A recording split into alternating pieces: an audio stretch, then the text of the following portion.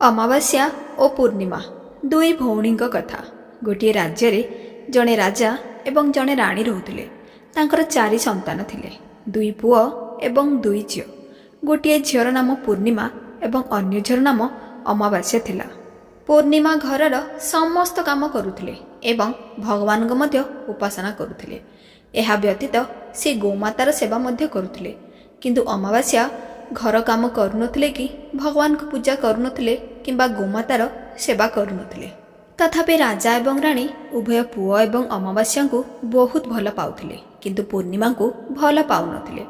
राजांकर उभय पुओ एवं झील धीरे धीरे बड़ हेले। राजा उभय पुओंक विवाह कराइले। यापर राणी राजा को कहिले जे 2 झील विवाह योग्य होई सारिछंती, तेणु कौनसी भल प्रस्ताव देखि सेमानंक विवाह करांतु। किंतु अमावास्या को एक बड़ घरे एवं पूर्णिमा को एक गरीब घरे विवाह ठीक करांतु। कारण पूर्णिमा घर काम, भगवान को उपासना एवं गोमाता सेवा करने को पसंद करती। राणी 2 झील विवाह प्रस्ताव देखा राजा को पठाती। राजा तांको पड़ोशी राज्यर राजकुमार सहित अमावास्यार विवाह एवं सेही गाँवर जड़े गरीब पुओ पूर्णचंद्र सहित पूर्णिमार विवाह स्थिर कले। जेतेबेले राजा तांको राणी को 2 भौणी विवाह विषय रे कहिले, सेतेबेले राणी भाबिबाकू लागिले जे एबे पूर्णिमा को भगवान किपरि सहाय्य करिवे, कारण से बहुत पूजा पाठ करती एवं गोमातार मध्य सेवा करती। किंतु पूर्णिमा भाई एवं भाउज पूर्णिमा को बहुत भल पाउथिले, कारण पूर्णिमा सेमानंकु घरोई कार्य रे सहाय्य करुथिले। राजा सेमानंकर किछि दिन परे विवाह करिदेले। जेतेबेले राजा एवं राणी 2 झील को विदाय देले, सेमाने विदाय समय अमावास्या को बहुत धन देले एवं पूर्णिमा को किछि भी देले नाही। एहा परे उभय भौणी निज निज सासु घर को गले। दिने अमावास्या तांक घरे भगवान शिवंकर चर्चा रखिथिले, जेउथिरे से पूरा ग्रामवासी को तांक घर को निमंत्रण करथिले, किंतु पूर्णिमा को नुहे। जेतेबेले गाँर महिला माने अमावास्या घर को जाउथिले, पूर्णिमा तांक घर बाहरे बसिथिले। सेतेबेले सेही महिला माने पूर्णिमा को कहिथिले जे आपणक भौणी शिवंक चर्चा रखिछंती, तुमे आसीबो नाही? पूर्णिमा कहिले, मते से निमंत्रण करिनाहांती, मु किपरि जाई परिबी? महिला माने कहिले, डका जाई नथिले मध्य कोन हैला, भगवान शिवंक कथा अछि, तुमे आम सहित आस। पूर्णिमा सेही महिला मानक कथा सुनी सेमानक सहित जाती। जेतेबेले अमावास्या पूर्णिमा को देखिले, अमावास्या क्रोधित हेले एवं से पूर्णिमा को कहिले जे तुमे एठाकू किपरि आसिल, मु तो तुमको डाकी नाही, तेणु चुपचाप बस एवं एठाकू सेठाकू जाओ नाही। एहीपरि भावरे अमावास्या पूर्णिमा दारिद्र्य को परिहास कले।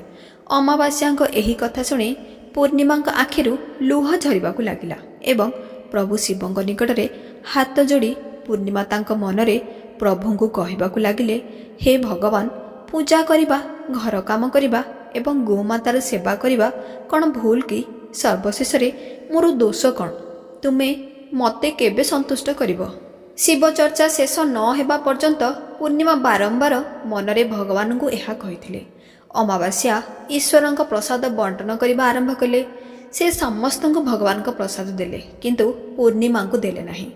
जेतेबेले से घर को फेरिले, बाटरे से भाबिले पिला माने प्रसाद मागिले, मु कौन कहिबी?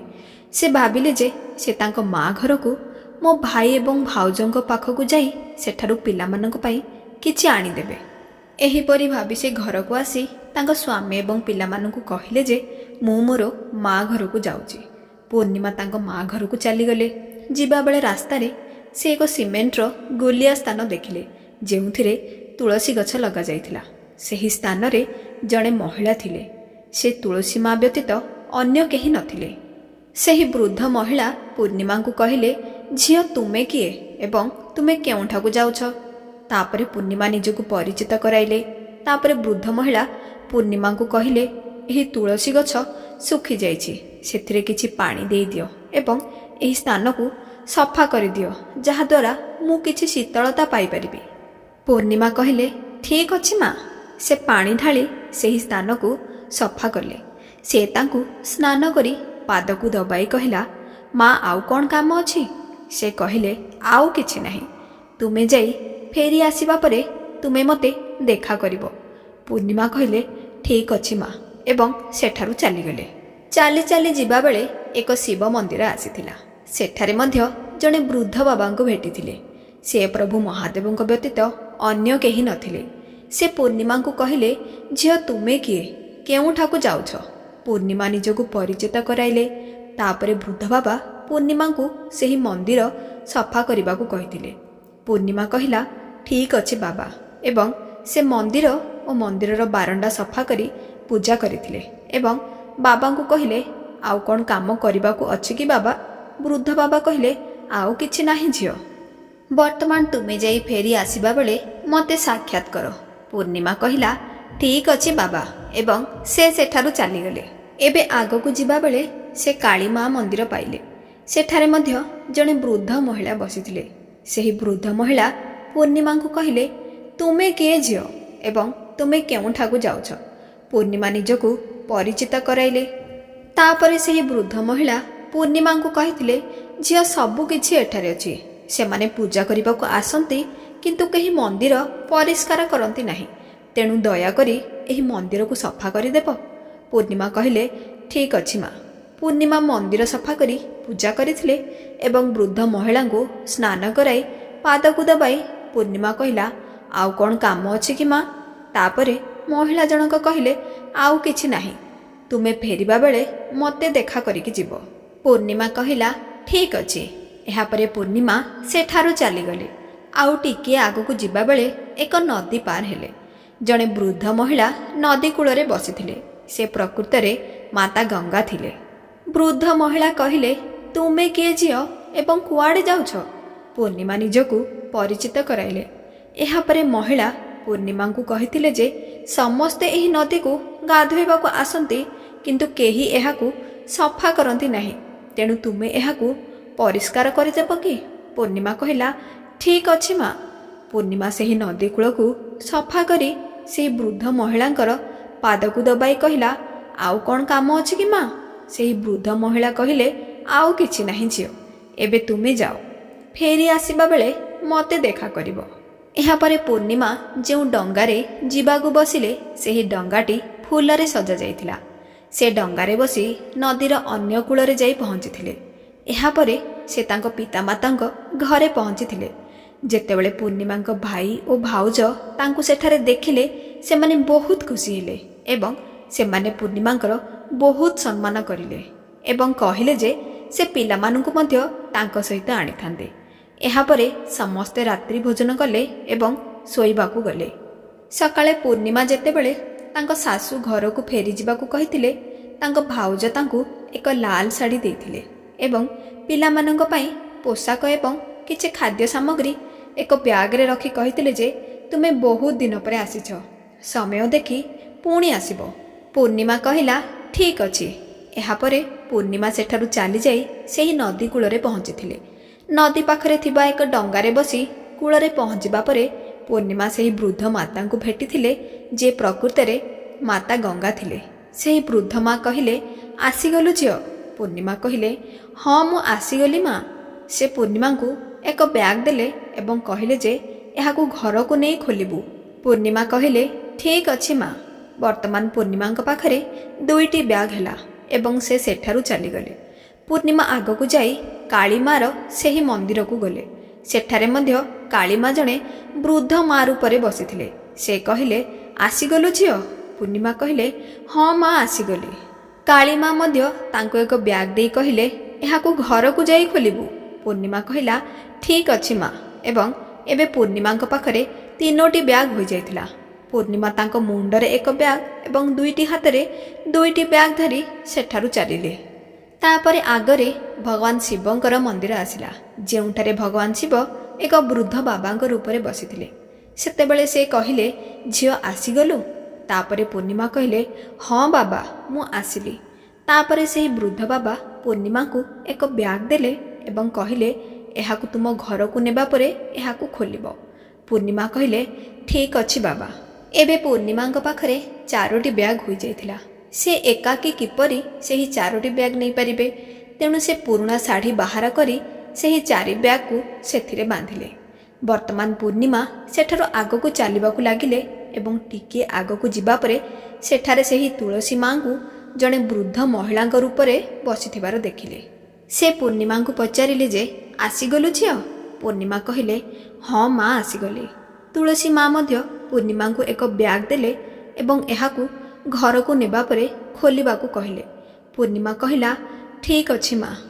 ଏବେ ପୂର୍ଣ୍ଣିମା ପାଖରେ 5ଟି ବ୍ୟାଗ୍ ଅଛି। ପୂର୍ଣ୍ଣିମା ସେଠାରୁ ଚାଲିଗଲେ। ଘରକୁ ଆସିବା ପରେ ପୂର୍ଣ୍ଣିମା ବ୍ୟାଗ୍ ଗୁଡ଼ିକୁ ତଳେ ରଖି ପ୍ରଥମେ ଭାଉଜ ଦେଇଥିବା ବ୍ୟାଗ୍ ଖୋଲି ଦେଖିଲେ ଯେ ସେଥିରେ ପିଲାମାନଙ୍କ ପାଇଁ ଭଲ ପୋଷାକ, ପିଲାମାନଙ୍କ ପାଇଁ ଖାଦ୍ୟ ସାମଗ୍ରୀ ଏବଂ କିଛି ଅଳଙ୍କାର ଅଛି। ଯେତେବେଳେ ପୂର୍ଣ୍ଣିମା ତାଙ୍କ ପିଲାମାନଙ୍କୁ ନୂତନ ପୋଷାକ ଏବଂ ଖାଦ୍ୟ ସାମଗ୍ରୀ ଦେଲେ ପିଲାମାନେ ବହୁତ ଖୁସି ହେଲେ। ଏବେ ପୂର୍ଣ୍ଣିମା ଦ୍ୱିତୀୟ ବ୍ୟାଗ୍ ଖୋଲିଲେ ଯାହା ତାଙ୍କୁ ମାତା ଗଙ୍ଗା ଦେଇଥିଲେ, ଯାହା ସୁନା ଓ ରୂପାରେ ଭରି ହୋଇ ରହିଥିଲା। ତାପରେ ପୂର୍ଣ୍ଣିମା ତୃତୀୟ ବ୍ୟାଗ୍ ଖୋଲିଲେ ଯାହା ତାଙ୍କୁ କାଳୀ ମା ଦେଇଥିଲେ। ଏହା ନିଜକୁ ସଜାଇବା ଜିନିଷରେ ପରିପୂର୍ଣ୍ଣ ଥିଲା। ତାପରେ ପୂର୍ଣ୍ଣିମା ଭଗବାନ ଶିବ ତାଙ୍କୁ ଦେଇଥିବା ଚତୁର୍ଥ ବ୍ୟାଗ୍ ଖୋଲିଲେ। ଏହା ଧନ ଏବଂ ସମସ୍ତ ସୁଖରେ ପରିପୂର୍ଣ୍ଣ ଥିଲା। ତାପରେ ପୂର୍ଣ୍ଣିମା ମା ତୁଳସୀ ତାଙ୍କୁ ଦେଇଥିବା ପଞ୍ଚମ ବ୍ୟାଗ୍କୁ ଖୋଲି ଦେଖିଲେ। ସେହି ବ୍ୟାଗ୍ଟି ଖୋଲିବା ମାତ୍ରେ ପୂର୍ଣ୍ଣିମା ଘରେ ଚାଉଳ, ଡାଲି ଏବଂ 7 ପ୍ରକାରର ଖାଦ୍ୟ ଶସ୍ୟରେ ଭରିଗଲା। ବର୍ତ୍ତମାନ ପୂର୍ଣ୍ଣିମାଙ୍କ ଘରେ କୌଣସି ଅଭାବ ନଥିଲା ଏବଂ ତାଙ୍କ ଘର ଧନରେ ପରିପୂର୍ଣ୍ଣ ହୋଇଗଲା। ଏବେ ପୂର୍ଣ୍ଣିମା ଏବଂ ତାଙ୍କ ପରିବାର ଖୁସିରେ ଜୀବନଯାପନ କରିବାକୁ ଲାଗିଲେ। ବର୍ତ୍ତମାନ ପୂର୍ଣ୍ଣିମା ମନରେ ଭାବିବାକୁ ଲାଗିଲେ ଯେ ମୁଁ ବି ମୋ ଘରେ ଶିବଙ୍କ ଚର୍ଚ୍ଚାର ଆୟୋଜନ କାହିଁକି ନ କରିବି। ଏହା ଭାବି ସେ ଶିବଙ୍କ ଚର୍ଚ୍ଚା ପାଇଁ ଏକ କାର୍ଯ୍ୟକ୍ରମ ଆୟୋଜନ କରିଲେ। ପୂର୍ଣ୍ଣିମା ଗାଁର ସମସ୍ତଙ୍କୁ ଡାକିଲେ ଏବଂ ଭଉଣୀକୁ ଡାକିବା ପାଇଁ ତାଙ୍କ ଭଉଣୀ ଘରକୁ ମଧ୍ୟ ଗଲେ। ବର୍ତ୍ତମାନ ଅମାବାସ୍ୟା ଶିବ ଚର୍ଚ୍ଚାଙ୍କ ପାଇଁ ତାଙ୍କ ଭଉଣୀଙ୍କ ଘରକୁ ଆସି ଦେଖିଲେ ଯେ ପୂର୍ଣ୍ଣିମାଙ୍କ ଘରେ କୌଣସି ଅଭାବ ନାହିଁ। ଅମାବାସ୍ୟା ଏତେ ଧନ ଦେଖି ଆଶ୍ଚର୍ଯ୍ୟ ହୋଇଗଲେ ଏବଂ ସେ ପୂର୍ଣ୍ଣିମାଙ୍କୁ କହିଲେ ଯେ ତୁମ ଘରେ ଏତେ ଧନ କିପରି ଆସିଲା?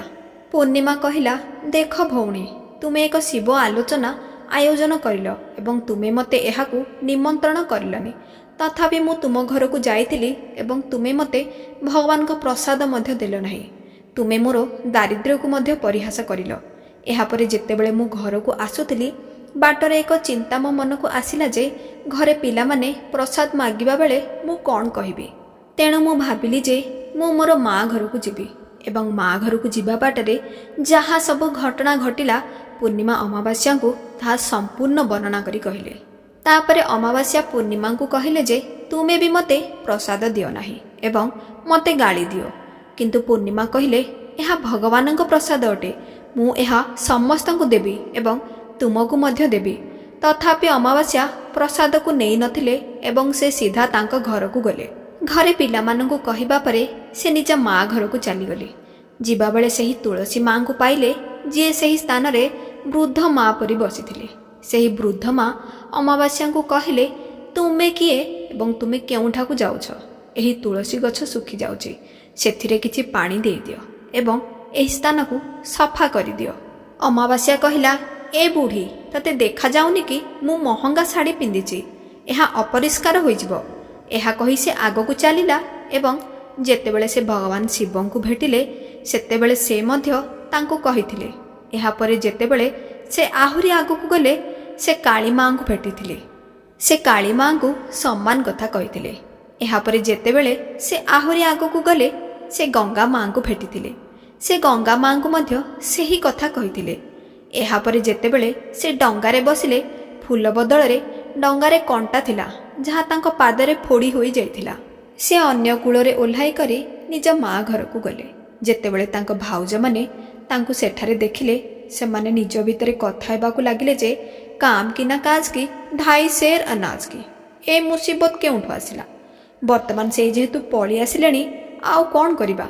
ପୂର୍ଣ୍ଣିମା ତାଙ୍କୁ କାମରେ ସାହାଯ୍ୟ କରୁଥିଲେ କିନ୍ତୁ ଅମାବାସ୍ୟା କିଛି ବି କାମ କରିବେ ନାହିଁ। ବର୍ତ୍ତମାନ ସେ ଖାଇବା ପରେ ଶୋଇବାକୁ ଗଲେ। ଅମାବାସ୍ୟା ସକାଳୁ ଉଠିଲେ ଏବଂ ଭାଉଜମାନଙ୍କୁ କହିଲେ ମୁଁ ମୋ ଶାଶୁ ଘରକୁ ଯାଉଛି। ସେମାନେ କହିଲେ ଠିକ୍ ଅଛି ଯାଅ। ଅମାବାସ୍ୟା କହିଲେ ତୁମେ ପୂର୍ଣ୍ଣିମାକୁ ଏକ ବ୍ୟାଗ୍ ଦେଇଥିଲ, ମୋତେ କିଛି ଦେବ ନାହିଁ କି? ଭାଉଜମାନେ କହିଲେ ତୁମେ ଘରକୁ ଯାଅ, ବ୍ୟାଗ୍ଟି ତୁମ ଘରେ ପହଞ୍ଚିବ। ତାପରେ ସେ ସେଠାରୁ ଯାଇ ନଦୀ କୂଳକୁ ଆସି ଡଙ୍ଗାରେ ବସି ଅନ୍ୟ କୂଳରେ ପହଞ୍ଚିଲେ। ମାତା ଗଙ୍ଗା ସେଠାରେ ଏକ ବୃଦ୍ଧ ମାତା ରୂପରେ ବସିଥିଲେ। ବୃଦ୍ଧ ମା ପଚାରିଲେ, ଝିଅ ତୁମେ ଆସିଛ କି? ସେ କହିଲା, ହଁ ମୁଁ ଆସିଛି। ତୁମେ ପୂର୍ଣ୍ଣିମାକୁ ଏକ ବ୍ୟାଗ୍ ଦେଇଥିଲ, ମୋତେ ତାହା ଦେବ ନାହିଁ କି? ବୃଦ୍ଧ ମା କହିଲା, ତୁମେ ଘରକୁ ଯାଅ, ବ୍ୟାଗ୍ଟି ତୁମ ଘରେ ପହଞ୍ଚିବ। ଏହାପରେ କାଳୀ ମା ମଧ୍ୟ ସମାନ କଥା କହିଥିଲେ। ଏହାପରେ ଭଗବାନ ଶିବ ମଧ୍ୟ ସମାନ କଥା କହିବା ପରେ ତୁଳସୀ ମା ମଧ୍ୟ ସମାନ କଥା କହିଥିଲେ। ଏହାପରେ ସେ ତାଙ୍କ ଘରେ ପହଞ୍ଚିବା ପରେ ଘର ପ୍ରାଙ୍ଗଣରେ 5ଟି ବ୍ୟାଗ୍ ରଖାଯାଇଥିଲା। ଅମାବାସ୍ୟା ତାଙ୍କ ମନରେ ଭାବିଲେ ଯେ ଆଜି ମୁଁ ବହୁତ ଖୁସି। ସେ ଖୁସିରେ ସମସ୍ତ ବ୍ୟାଗ୍ ଖୋଲି ଦେଖିଲେ ଯେ ସେଥିରେ କିଛି ମାଟି ଭର୍ତ୍ତି ହୋଇଛି, କିଛି ପଥରରେ, କିଛି କୋଇଲାରେ, କିଛି ସାପ ଏବଂ ବିଛାରେ ସବୁ ଭର୍ତ୍ତି ହୋଇଥିଲା। ଏସବୁ ଦେଖି ସେ ମୁଣ୍ଡକୁ ଧରି କହିଲା, ହେ ଭଗବାନ, ମୁଁ ମୋର ପିତାମାତାଙ୍କ ଘରେ କିଛି ପାଇଲି ନାହିଁ ଏବଂ ଏହି ବ୍ୟାଗ୍ ଗୁଡ଼ିକରେ ମଧ୍ୟ କିଛି ପାଇଲି ନାହିଁ। ଏହାପରେ ଅମାବାସ୍ୟା ତାଙ୍କ ଭଉଣୀ ପୂର୍ଣ୍ଣିମାଙ୍କ ଘରକୁ ଯାଇ ପୂର୍ଣ୍ଣିମାଙ୍କୁ କହିଲେ ଯେ ତୁମେ ବହୁତ କିଛି ପାଇଲ, ମୁଁ କିଛି ବି ପାଇଲି ନାହିଁ। ସେତେବେଳେ ପୂର୍ଣ୍ଣିମା କହିଥିଲେ ଯେ ଯେତେବେଳେ ମୁଁ ମୋର ମାଆଙ୍କ ଘରକୁ ଯାଏ ମୁଁ ମୋ ଭାଉଜମାନଙ୍କୁ ସାହାଯ୍ୟ କରେ। ତୁମେ ତାଙ୍କୁ କେବେ ବି ସମ୍ମାନ ଦେଇନାହ, ତେବେ ସେ ତୁମକୁ ସମ୍ମାନ କାହିଁକି ଦେବେ? ଏହାପରେ ତୁମେ ମାତା ଗଙ୍ଗାଙ୍କୁ ପ୍ରତ୍ୟାଖ୍ୟାନ କଲ ଏବଂ କାଳୀ ମାଙ୍କୁ ମଧ୍ୟ ପ୍ରତ୍ୟାଖ୍ୟାନ କଲ ଏବଂ ଭଗବାନ ଶିବଙ୍କୁ ମଧ୍ୟ ପ୍ରତ୍ୟାଖ୍ୟାନ କଲ ଏବଂ ତୁଳସୀ ମାଙ୍କୁ ମଧ୍ୟ ପ୍ରତ୍ୟାଖ୍ୟାନ କଲ। ତେଣୁ ସେମାନେ ମଧ୍ୟ ତୁମକୁ କିଛି ଦେଲେ ନାହିଁ। ଅମାବାସ୍ୟା କହିଲା, ଭଉଣୀ ମୋତେ କ୍ଷମା କର, ମୁଁ ତୁମକୁ ସବୁବେଳେ ଅସମ୍ମାନ କରିଛି, ନିର୍ଯାତନା ଦେଇଛି। ଯଦି ମୁଁ କିଛି ପାଇନଥାଏ ତେବେ ଏଥିରେ କିଛି ଫରକ ପଡ଼େ ନାହିଁ। ମୁଁ ଭଗବାନଙ୍କୁ ଉପାସନା କରି ସବୁ କିଛି ପାଇବି। ଦୟାକରି ତୁମେ ମୋତେ ଏହାର ରହସ୍ୟ କୁହ। ସେତେବେଳେ ପୂର୍ଣ୍ଣିମା କହିଲେ, ତୁମେ 3 ସୂତ୍ରର ଜ୍ଞାନ ଗ୍ରହଣ କରିବ। ପ୍ରଥମ ସୂତ୍ରରେ କ୍ଷମା ମାଗିବା, ଦ୍ୱିତୀୟ ସୂତ୍ରରେ ଭଗବାନଙ୍କ ଚର୍ଚ୍ଚା କରିବା ଏବଂ ତୃତୀୟ ସୂତ୍ରରେ 108 ଥର ଓମ୍ ନମଃ ଶିବାୟ ଜପ କରିବା। ଭଉଣୀ, ଭଗବାନ ଏହି ଯେଉଁ 3ଟି ସୂତ୍ର ଦେଇଛନ୍ତି, ଏହି ସୂତ୍ରଗୁଡ଼ିକୁ ତୁମେ ତୁମ ହୃଦୟରେ ଚିରଦିନ ପାଇଁ ରଖିବ। ମୋ ପାଖରେ କିଛି ବି ନଥିଲା, କିନ୍ତୁ ମୁଁ ସମ୍ପୂର୍ଣ୍ଣ ଶ୍ରଦ୍ଧାରେ ଭଗବାନଙ୍କର ପୂଜା କରିଲି, ସେଥିପାଇଁ ଭଗବାନ ମୋତେ ସବୁ କିଛି ଦେଲେ। ଏହାପରେ ଅମାବାସ୍ୟା ତାଙ୍କ ଘରକୁ ଯାଇ ଭଗବାନଙ୍କୁ ପୂଜା କରିବା ଆରମ୍ଭ କଲେ ଏବଂ ଭଗବାନ ଶିବଙ୍କୁ କ୍ଷମା ମାଗିଲେ। ଗୋମାତାର ସେବା କରିବା ଏବଂ ଅନ୍ୟମାନଙ୍କୁ ସାହାଯ୍ୟ କରିବା ଆରମ୍ଭ କଲେ। ଯଦି ଆପଣଙ୍କୁ ଭିଡ଼ିଓଟି ଭଲ ଲାଗିଛି ତେବେ ଭିଡ଼ିଓକୁ ଲାଇକ୍ କରନ୍ତୁ, ସେୟାର କରନ୍ତୁ ଓ ଚ୍ୟାନେଲରେ ନୂଆ ହୋଇଥିଲେ ଚ୍ୟାନେଲକୁ ନିଶ୍ଚୟ ସବସ୍କ୍ରାଇବ୍ କରନ୍ତୁ। ପୁଣି ଥରେ ଆସିବି ଆଉ ଏକ ସୁନ୍ଦର କଥା ନେଇ। କମେଣ୍ଟ ବକ୍ସରେ ଜୟ ଭୋଲେନାଥ ନିଶ୍ଚୟ ଲେଖନ୍ତୁ। ଭିଡ଼ିଓଟିକୁ ଶେଷ ପର୍ଯ୍ୟନ୍ତ ଦେଖିଥିବାରୁ ଆପଣଙ୍କ ହୃଦୟରୁ ବହୁତ ବହୁତ ଧନ୍ୟବାଦ। ଜୟ ଭୋଲେନାଥ।